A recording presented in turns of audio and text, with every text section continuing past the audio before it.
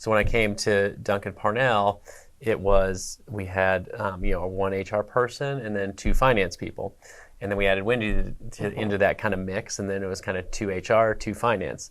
And as we have those discussions, we're talking about what's important to each of us. We're being intentional about meeting and talking about it without our broker. Then we're meeting regularly with the broker. So being intentional is really important.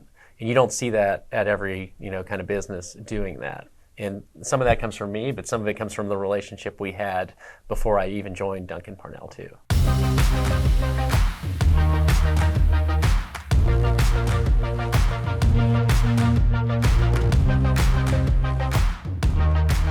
Hi, and welcome to the Captivating Health Insights podcast. Today we're talking about the collaboration between finance and benefit teams. And I'm excited to welcome our guests, Wendy Roy and Pete Chrobak from Duncan-Parnell. Welcome, Wendy. Welcome, Pete. Thanks, Madison. We're glad to be here. Yeah, very excited to be here, Madison. I'm glad you guys are too. And I'm excited to get into today's conversation. We are going to dig into more about Duncan-Parnell and how you joined one of our captives and your experience going self-funding and all the things. So I'm excited to have you here today. All right. So first thing, we're doing this new question for season 2, and it's if we really knew you, what would we know? So we'll start with you, Wendy. If we really knew you, what would we know? I was circled by a shark. Wow. Tell us more. When I was in 4th grade, I was out on a big old tractor tire inner tube out in the ocean. My family had a beach house, and my dad had gone up to get my brother lunch or something, and my sister and I were out there, and all of a sudden I see a fin come up, and so I get up on all 4s on the big old tractor tire inner tube because all I could think is it's going to come up and bite me. Yeah. And I'm like yelling, all the people on the beach stop and stare. My sister thought I was joking, and then she saw the fin and ran out, and then I see my dad come running down the stairs, and he comes walking out there and pulls me in. And I was like, okay, more power to you. Wow. I was like, for 3 years, I did not go in the ocean again. Wow. Yeah. That's funny. Yeah. Now I'll go, but there has to be other people with me. I never told my kids about it until my sister told them. Because I was like, you didn't want to. I don't want to scare them. Yeah. But yeah, I am very shark aware. Okay. So when you survived, but you survived yes, the shark. so yeah, he I guess I wasn't that enticing after all. You were saved that day. Well, good. Well, I'm glad. That's a great. Not a lot of people have survived a shark circling. Yeah. So yep. That's awesome. What about you, Pete?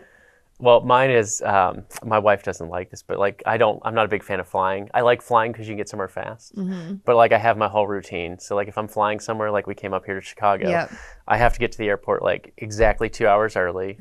I have to go through my whole routine of getting prepared, and it drives my wife crazy because she'd rather show up an hour early and just get on the flight. With her, yeah. But I have to get mentally prepared for that in order to do it. So if I travel with say Wendy or someone else, I'm just getting there at this time, I'm going through my routine, and I'll see you when we're boarding. I know. Hey, but you can fly. I mean, some people can't even fly at all because they just can't do it. So you got your routine and you're good. That's awesome. Well, if we ever travel together, now I'll know the routine. I don't love to fly either. Okay. Wendy, we'll start with you. If you could just introduce yourself and kind of share with us your role and how you got to where you are today. All right.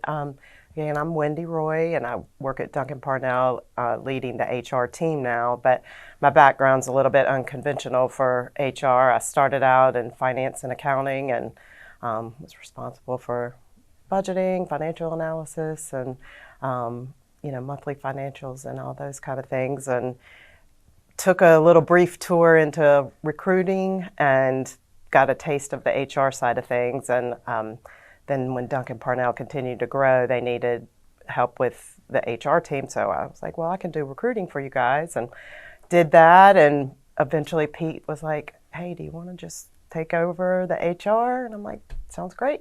So awesome. Kind of moved in that way, and I enjoy the people side of things. So it was a good fit for me. And how long have you been leading the HR function now then? Let's see, I've been, about 2-3 years. I think about 3 years, yeah.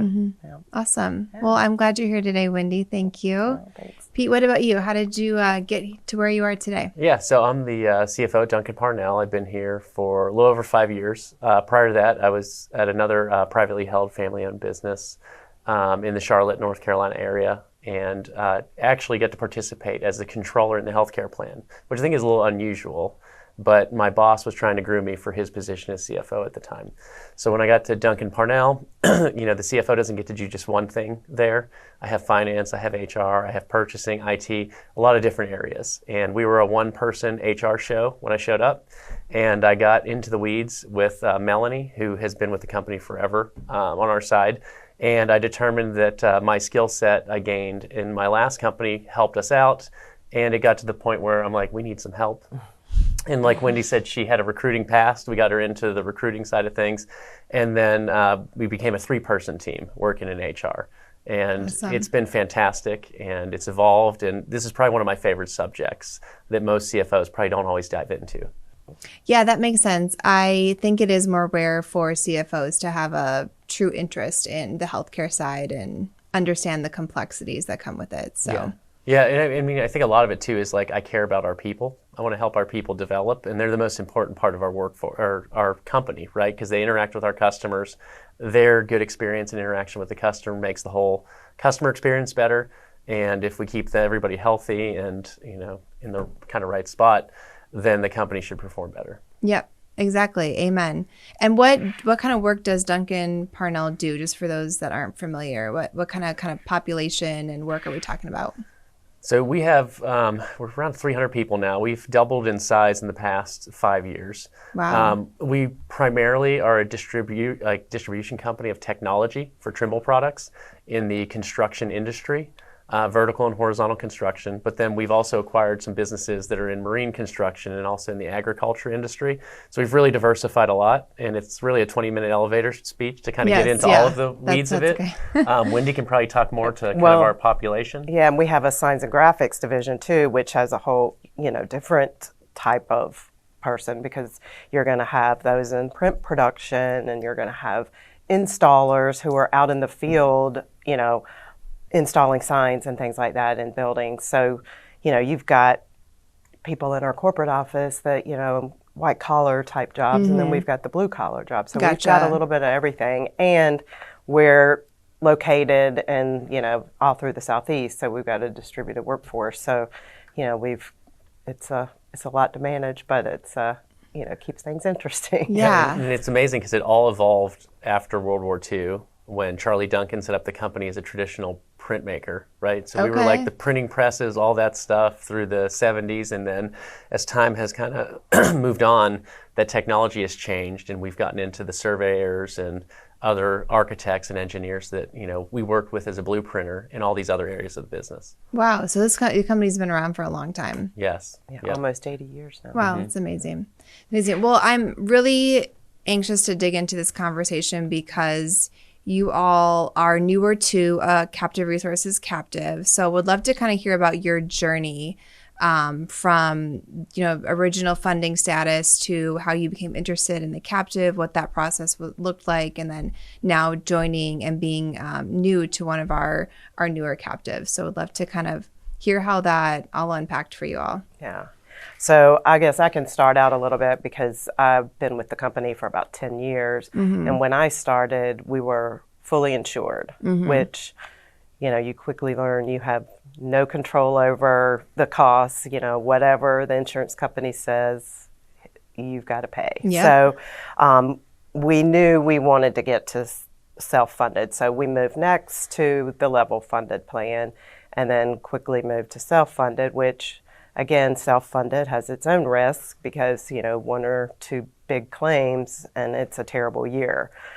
So we worked closely with our benefits advisor, and Pete came on board around this time too. So I'll let Pete share a little more. Yeah. So as we were evaluating, relationships with our broker that we had moved over to, we put our roadmap together. We decided that joining a captive was the right thing to do, right? So the first thing we did was we joined a pooled captive. And in that setting, it was really good for us because we met other like-minded peers. We were learning new cost containment strategies, but whenever we were performing well or saw the plan performing well, we didn't feel like we were winning, right? So it added the protection we were looking for in the renewal, but it wasn't really giving back to us at that point. So as we had some more discussions with CRI, we determined that that was the right move for us, was to join one of their captives, because in there we had more ability to kind of meet like-minded people like we were doing in the other one, but at the same time, if the plan was performing well, we were doing well, we had that opportunity to win. Gotcha. So you were with a different captive, not necessarily reaping those rewards or as much as you anticipated, and now you've been in a captive resources captive for just about a year now. Yep. And are really getting acclimated. What has been your kind of first impression of being in a captive resources captive and just all that comes along with that so far? Well, so far, I've really enjoyed that you guys have monthly webinars for all the members, and I think it encourages engagement and keeps trends at the forefront, so you're always thinking, what's next? Mm-hmm. I know Pete went to one of the board meetings earlier this year, and I can let him tell more about that. Yeah, so I think in hindsight, I wish I would have brought Wendy to the board meeting as well. Mm-hmm. But it was the first time we went, so I didn't realize that I could bring somebody else. Yep. So participating in the board meeting was really cool because I got to hear what everybody else was doing, right? Everybody introduces themselves, their company, and it's talking about their initiatives that they have in place. But I also realized that this is a newer captive, right? It's young in its first couple of years, and there's a lot of people that joined and they don't have all those costs containment strategies in place. So it made me feel better about what we were doing. And at the same time, I met a lot of people that were interested in hearing what we were doing. They're sharing their ideas, and it made me feel good we're with other like-minded people. And then at the same time, when we're in these meetings, I'm like, how do I find more people that are doing what we are doing to come into this captive to help it perform as best as we can? Right, because it's a group of like-minded individuals, but everyone is on their own journey. Some have been, self-funded for years, and others are just kind of figuring out what, this whole managing, your healthcare strategy is all about. So it's great that, you can all learn from each other and have those collaborations at the workshops and board meetings. And I'm a big networker. I like to talk to other people and interact with them. Joining the captive, if you don't participate, I don't think you get the same value out of it. So like I joined one of the, membership development committee. I'm trying to be part of that team, recruiting other members. At the same time, when Wendy goes, we need to be very intentional about talking to people, interacting with them, and making sure that we're, picking up new ideas or sharing our ideas with them too. Yeah. The more that you put into those interactions, you'll definitely get more out for sure. Right. Let's talk about this evolution of your healthcare strategy. You mentioned, you've already been doing a few things. So what has that evolution looked like from your fully insured days to now, and what have you put in place?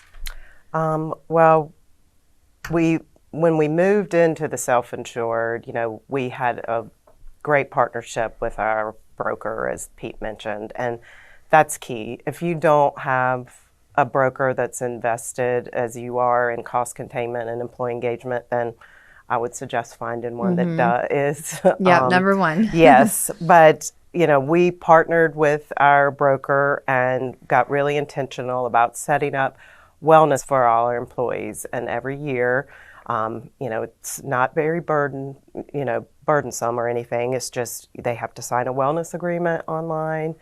They need to get an annual physical and upload their biometric data from the appointment.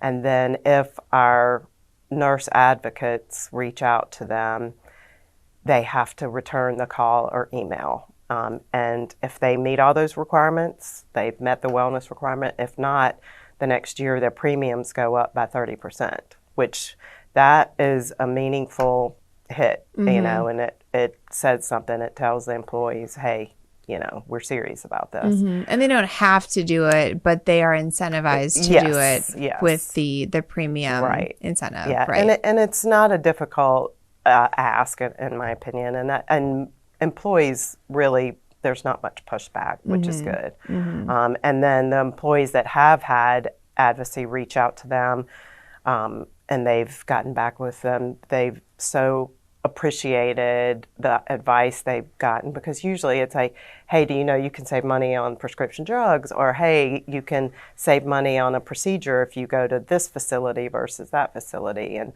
things like that.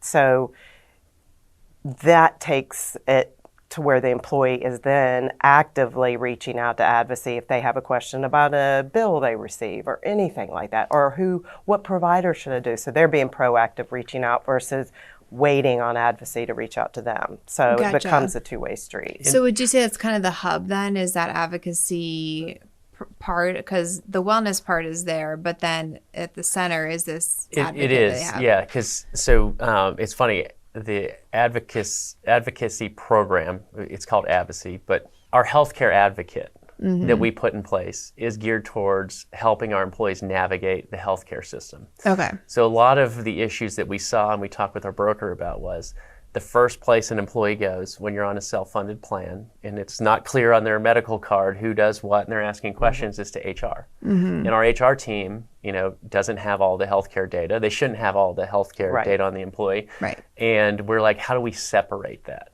Right, but still feel like an extension of our HR team. So it took our HR team some time to push people to that healthcare advocate program. And as they're working with it, they're then becoming more engaged with the plan. They're getting aligned with our other initiatives that we have, like direct primary care. They're going to the doctor regularly to get their physical. We're getting biometric data on everybody there. We can see kind of through the advocate program, what are our major issues or concerns we should have, right? Whether it's diabetes or something else. And then we can actually do intentional reach outs through that advocate to the employees and say, hey, you have diabetes. We see you're not going to the doctor or you're not taking your medications. Like, let's work with you guys to make that better. And it takes HR out of the discussion. And we've seen a lot of value in that. And when people leave our company, right, whether they're terminated or they decide to move on to another opportunity, they call the advocate program, and they can't talk to him anymore. Oh, so man. it's like it's become a pretty big benefit for the really company that is. we offer this. Yeah. And another thing is if an employee gets a cancer diagnosis or really any terrible diagnosis, it is so beneficial to have this nurse advocate program, because they will reach out to the employee and walk that employee or their family member, whatever, through the diagnosis and all the care options and help them navigate the healthcare system, which, as you know, is so big and can be very overwhelming. And, we have a few employees that, thanked us profusely. Like, I'm so glad we have this. This made my life so much easier. It just eased the burden and, helped my family through everything. So we feel like it's a great program for that as well. And our employees, it's good to have them out there also encouraging other employees. Hey, they're like, this is a great thing. Look what it did for me, Yeah, So, the word of mouth component, super so it's powerful. not just, And the nurse advocate program, it's an actual email from a person or a phone call from a person. It's not an automated message or something on an app. Which is huge these days. Yeah, and you really get true engagement. Yeah, so the personal touch was our biggest thing. Like, how do we keep this simple? Like, there's apps you can use. We've used some of the apps when I've been at other companies. Like, it's not as engaging. It's hard to get the employee to use it. But actually talking to a person, based on how our demographics were 5 years ago, was really important. Our age has come down some now, I think, average age. But people still like talking to somebody when they're in these kind of scenarios. Yes, healthcare is so personal, especially if it is a big diagnosis or just a problem you're trying to solve and figure out what's going on. That personal touch is huge. Yeah, and I think the moral of the story is like, maybe our tool doesn't work for other companies, but like we found a tool that really works for our HR team, our employees, and has helped the plan performance. That's awesome. Well, anything else you'd want to share about any of the strategy or changes or the response you've gotten on anything else with the plan? Well, we did also add direct primary care, which is a great benefit. I personally use it, but we started out with our major hubs, and those are Charlotte, Raleigh, and Charleston. And the nurse advocate group, they went in and contracted with local direct primary care providers. And, if an employee chooses to sign up for the program, Duncan-Parnell will pay their monthly fee for that. And that encourages like a relationship with your preferred provider. So it's no cost to access the direct primary care physician. So and that's huge. From my seat, you're like, how is this going to work? And then how are we going to show that it works, right? Because it's a multi-year plan. Like the first year people go into DPC, like you're not going to see like how much cost you avoided or see the or the benefit savings right away. And even 5 years in, you may not see that either, right? Because there's a lot of the doctors that join the DPC, they don't want to have to do all the reporting and everything else that the hospitals do. So a lot of that information is kind of with them, and you don't see what the employees are doing. But one of ours, the DPCs that we work with, is tied to our TPA. So we do get a lot of good data from that TPA because they're tied into the doctor. Okay. So in there, we're able to see what are the employees doing there that they would have went somewhere else to do that would have cost them money. And then it kind of helps us extrapolate that across the population. And I think our participation now, I don't remember how many people are on the plan, but we have pretty close to 100 people in a DPC relationship throughout all of our locations. And we have 23 locations, like Wendy said. So we have our consulting partner and like the advocate program have to help us find DPC when one person wants it in an area that may not be a major hub. Wow, and I think that's huge.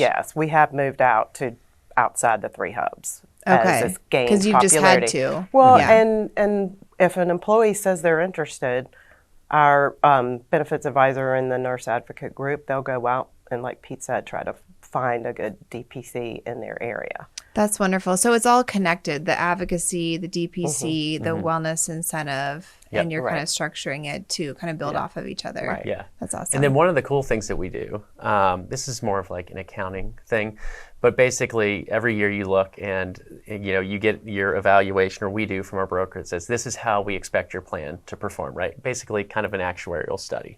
So we accrue to that maximum cost that we believe the plan will perform to.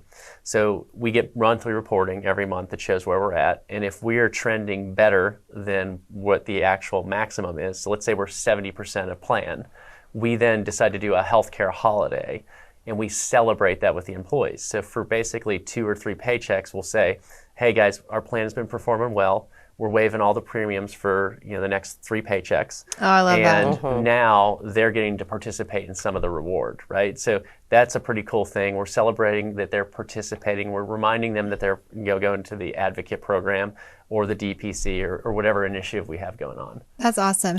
What's the response been to those premium holidays? Everyone is very appreciative. You get the email, thank you so much, or, say, see you in the hall, thank you, we really appreciate this. And it goes from our ownership, he's very generous, the family's very generous with the employees, like, hey, we're saving money, we want you guys to share in it. Yeah, that's huge though, because you're showing them like, hey, when we perform well, like we're all part of this together. Right. Like your choices impact all of us, and we're gonna return that to you. So that's awesome. Yeah. Well, I think that's a good segue because Pete, I wanted to dig into your role as a CFO. How has that impacted how you view benefits? And, what would you say to kind of other CFOs out there that are maybe just kind of getting into this and understanding captives and self-funding and benefit management? Yeah, I think with my financial background, and also that I've participated in kind of these healthcare discussions for probably a good decade or more now, a lot of it comes down to like the DPC. You can't see necessarily what the cost or reward is. You always see the upfront cost, and you're trying to guess what that is down the road. So I rely a lot on working with our benefit consultant on pulling data for me to see where we're at. So if we're looking at where we are versus like the maximum kind of actuarial study for the plan and like how we're doing, that's like one metric I'm looking at to say, okay, we're outperforming what they thought we should do, right? So that's good for us. At the same time, with Duncan-Parnell, we look back at a 5-year history. We haven't raised premiums in 5 years to employees. when we originally started, we were kind of high on what our employees were paying. As compared to the benchmark. As compared to the benchmark. Okay. Right. So now I'm like, how do I get that lower? I can't just cut that down immediately. So like all these cost containment initiatives we put in place are working because every year we are not sitting there worrying about raising the price to the employees. Like, man, the plan's performing well. We can hold where we're at right now, right? Maybe at some point we can reduce the cost. So then as we're looking at where our stop loss renewals are and other things compared to how the industry is or how inflation is, medical by far outpaces normal inflation. Right, It's probably by like far. 7-8%. So when we're looking at how our stop loss premiums have gone over the last few years, they have not trended at that 7 or 8%. They've actually beat that. So we're getting a lot of good reporting from our broker that helps us show that. And then two is like they have a whole book of business. They're showing us where we are compared to them too. So I'm getting to see a lot of good information there. So I'm not having to do this myself. I have a good partner that I trust and that we've worked together now for more than my time at Duncan-Parnell. It's probably been 6 years or so. And that has helped me a lot. But again, it's having a trusted partner that I'm working with.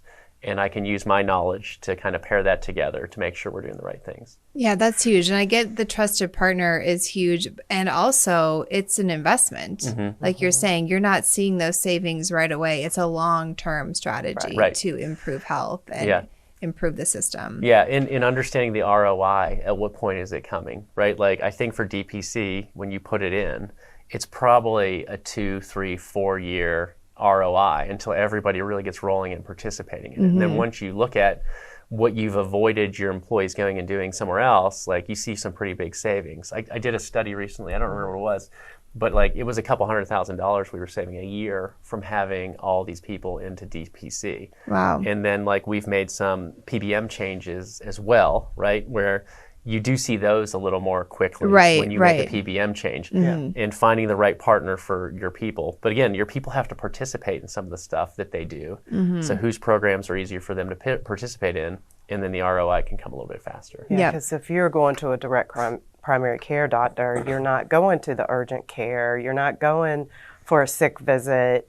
You think about all those claims you're avoiding because it's covered in your monthly fee. Yeah, and it's hard sometimes when you can't measure those, but like you said, you can look back and you can see, okay, it's what we're doing is having an impact. We just can't always, see the heart attack that didn't happen or whatever it is. And we've had to work with our broker a lot of this too, right? Like it's like, okay, we have this advocate program. It costs X dollars per person, right? That's to put an it investment. in place. So, all right, great. We put that in place. It costs us this much money.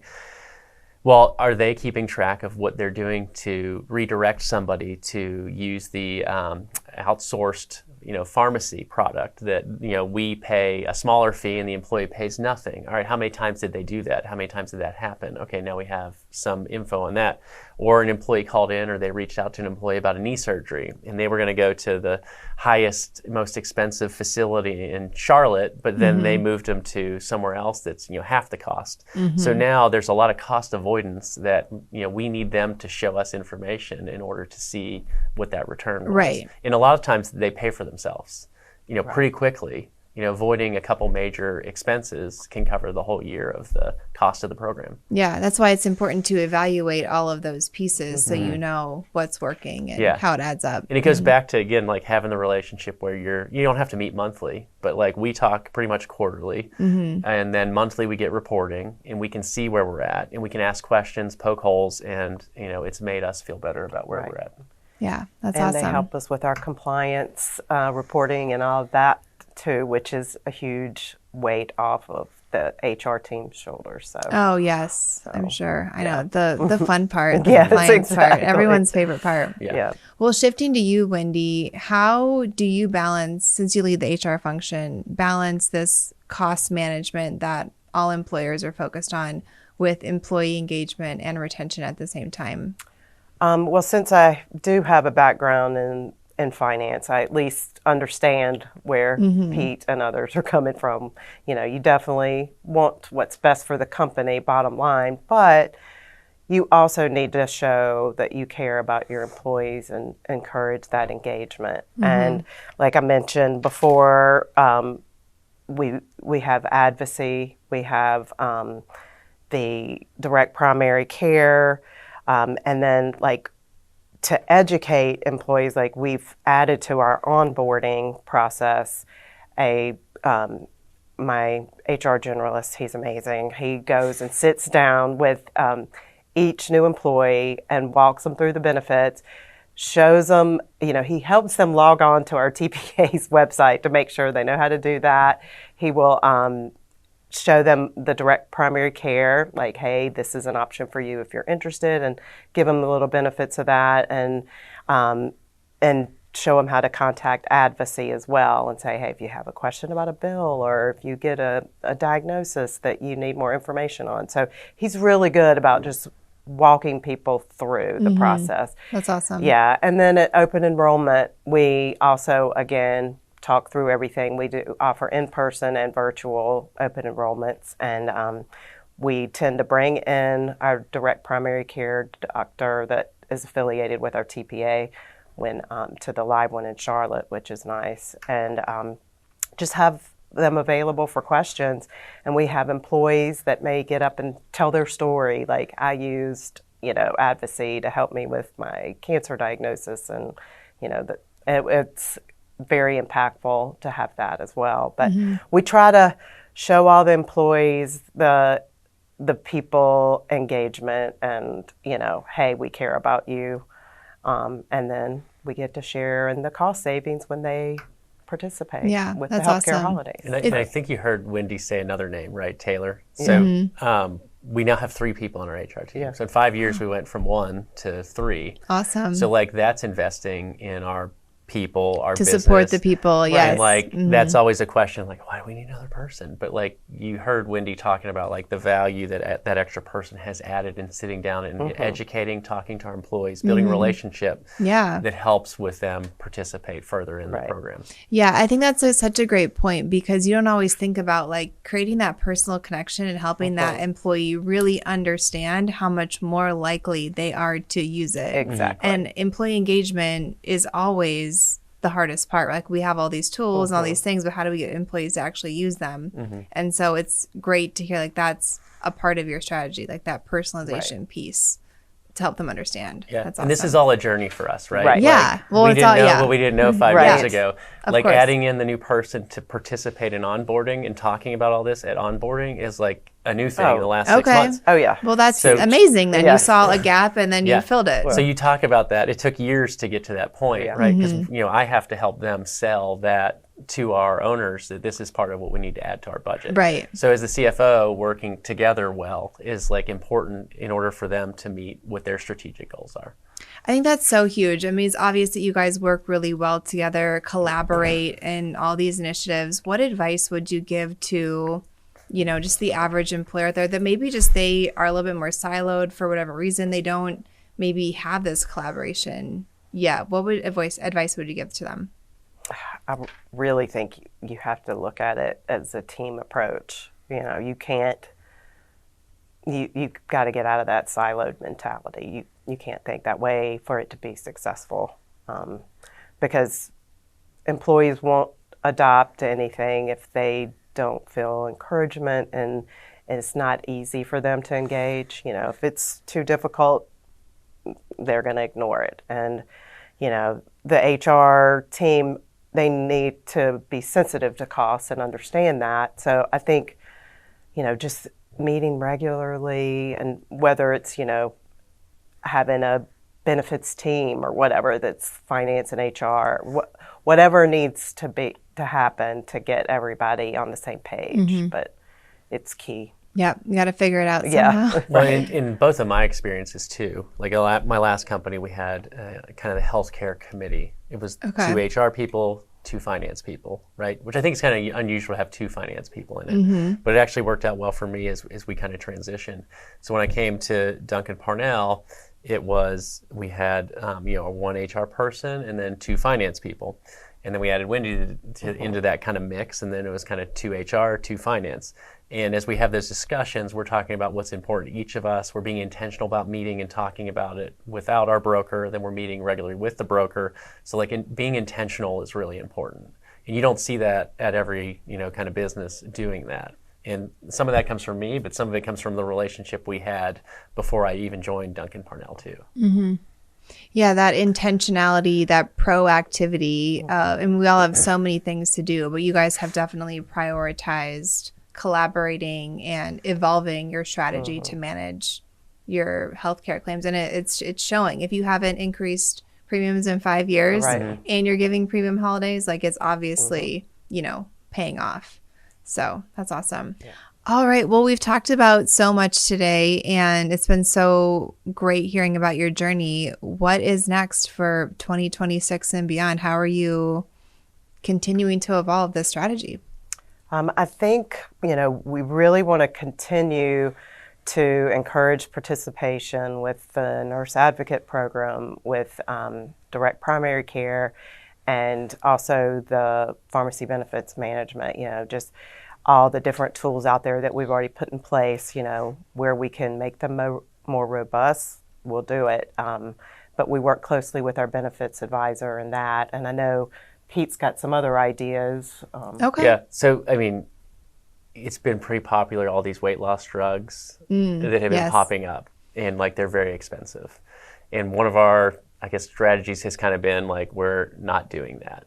But now as you look through at what some of the benefits are coming up from some of these, it's okay, how do we find a way to get these into our program? Because there's a lot of good stuff happening with them outside of, the weight loss, or outside of some things you don't expect, right? It suppresses your eating. It also suppresses people from drinking. There's a lot of different problems that are being solved. So I think my kind of goal strategy-wise is how do we find, maybe it's not the big name products, but maybe there's some other products we can put in at a reasonable cost that our employees can use and take advantage of, that's going to help their lifestyle and improve it.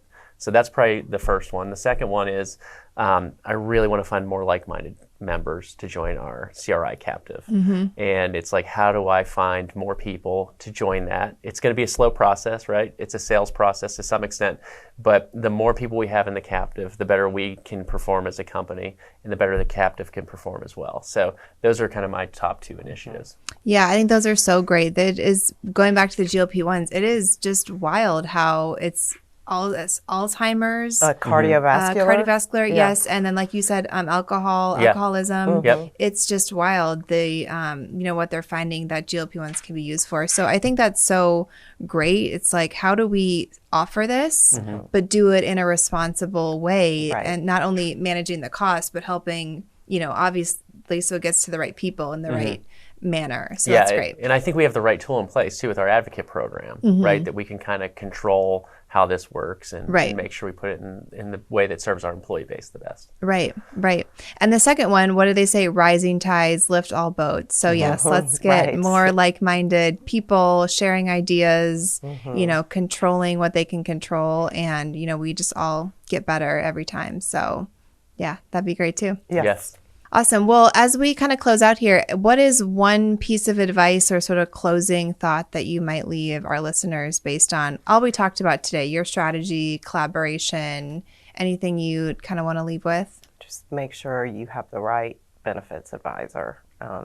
That person or group can help you navigate the landscape of all the healthcare field. And if they have a good team, they can give you the data to show where you need to go and what's working and what's not, and just having a real partner, that's key. 100%. Yeah. And I'll kind of pair on that. I came out of the CPA firm world, right, where clients put you out for bid every 3 years. So a lot of privately held companies don't look at reevaluating their relationships every few years. So even though we have a relationship we really, really like, every few years you should be going out and looking at other options, other people, or putting that RFP out there.